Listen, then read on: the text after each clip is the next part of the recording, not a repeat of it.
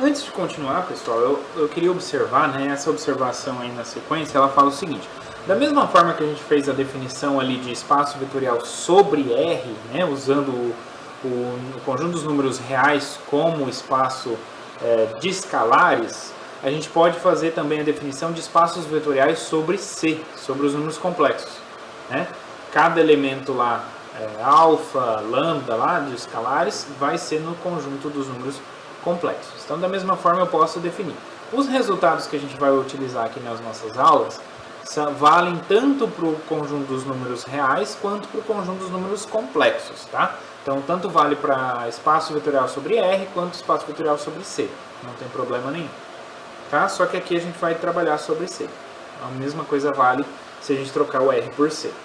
Tá? Muito bem. E aí, então, chegamos agora na definição de subespaço vetorial. Tá? Então, qual que é a ideia? Né? A ideia é eu tenho um espaço vetorial e eu vou ter um subconjunto desse espaço vetorial. A gente diz que esse subconjunto é um subespaço se ele tiver características de um subespaço, ou seja, se as operações adição e multiplicação por escalar, quando eu restringo esse subconjunto, satisfazem aquelas 8 propriedades, tá? Então isso que é a ideia, tá? Mas tem um jeito mais simples de falar, de mostrar. Por quê? Porque pensam só, se eu tenho a soma e o produto por escalar valendo em todo o espaço vetorial V, se ele vale para todo mundo, em particular vai valer para esse subconjunto. Então não preciso verificar as propriedades, as 8 propriedades. Basta que quando eu some dois elementos que está nesse subconjunto, caia dentro desse subconjunto. E quando eu faço o produto de um número, de um escalar, por um vetor que está dentro desse subconjunto, o que eu vou obter vai ser um elemento dentro desse subconjunto. Ou seja, esse subconjunto precisa ser fechado para essas duas operações. Ou seja, se eu opero elementos dali de dentro, tem que dar resultados ali de dentro também. Tá? Isso que precisa satisfazer para ser um subespaço vetorial. Tá bom? Então, só falando assim as ideias, né, do que significa um subespaço vetorial, mas a definição é o seguinte. Então, se eu tenho W, um subconjunto de V, então que W é diferente do vazio, V é um espaço vetorial.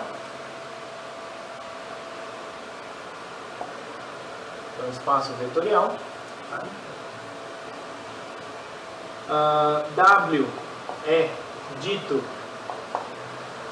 subespaço.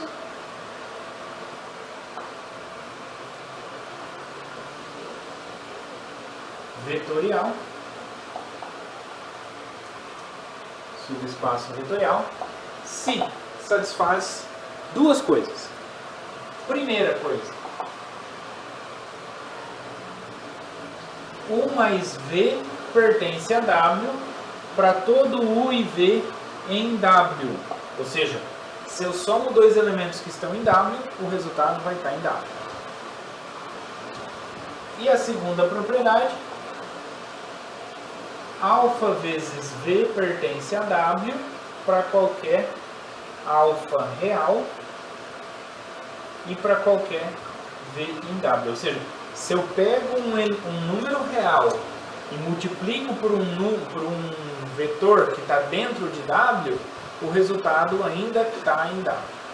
Tá bom? Essa aqui é a ideia. Beleza? Bom, não se esqueçam dessa condição, tá?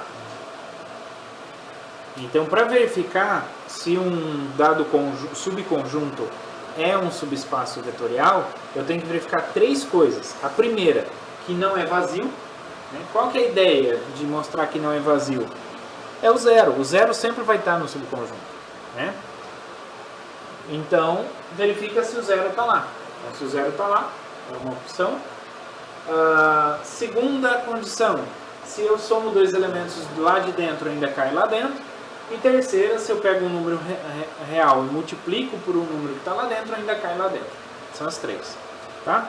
Então aí na sequência eu faço três observações. A primeira observação é exatamente essa ideia, né? Que essas condições dessa definição, elas garantem que essas operações definidas no espaço vetorial, quando a gente restringe ao espaço AW, né? Duas operações estão definidas no espaço V. Quando eu restringo a W, ela continua valendo, continua satisfazendo aquelas 8 propriedades. Tá? É isso que significa. E essa ideia aqui de satisfazer essas duas propriedades aqui, a gente fala então que ele é fechado para essas operações, né? Então, se eu faço operações entre os elementos que estão lá dentro, vai cair lá dentro. Então, ele é fechado para essas operações. Ele é fechado para a soma e fechado para o produto por escalar. Então, se um conjunto é não vazio e é fechado para as operações, ele é um subespaço vetorial. Tá bom? Essa aqui é a ideia. Isso que eu estou falando aí na primeira observação, na observação A. Na observação B, eu falo o seguinte, que segue dessa segunda condição aqui, ó, que qualquer subespaço vetorial contém o vetor nulo. Por quê? Eu posso pegar o número real 0.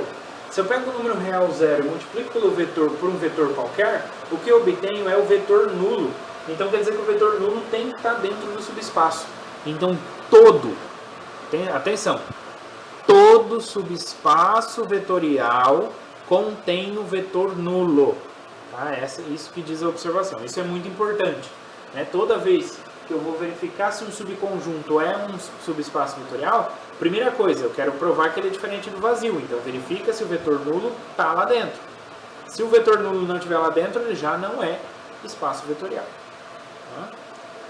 Terceira observação. Terceira observação diz o seguinte, que todo espaço vetorial admite pelo menos 2 subespaços.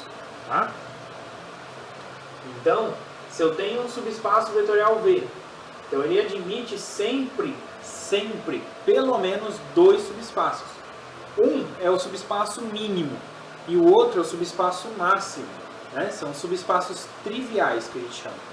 O mínimo, bom, contém o mínimo necessário, não é? A gente não viu pela observação anterior que o vetor nulo tem que estar lá dentro? Então ele poderia ser só o conjunto do vetor nulo. É um subespaço. Tá? Se eu pego somo 0 com 0, vai dar 0, então vai estar lá dentro. Se eu pego qualquer número vezes 0, vai dar 0, então também está lá dentro. Tá? Então é um subespaço. Agora, o máximo possível é o próprio vetor V, que também é um subespaço, né?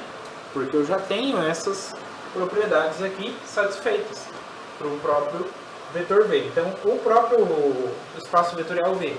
Então, o próprio espaço é um subespaço dele mesmo. Tá? Então, são os subespaços vetoriais. Então, esses dois sempre tem.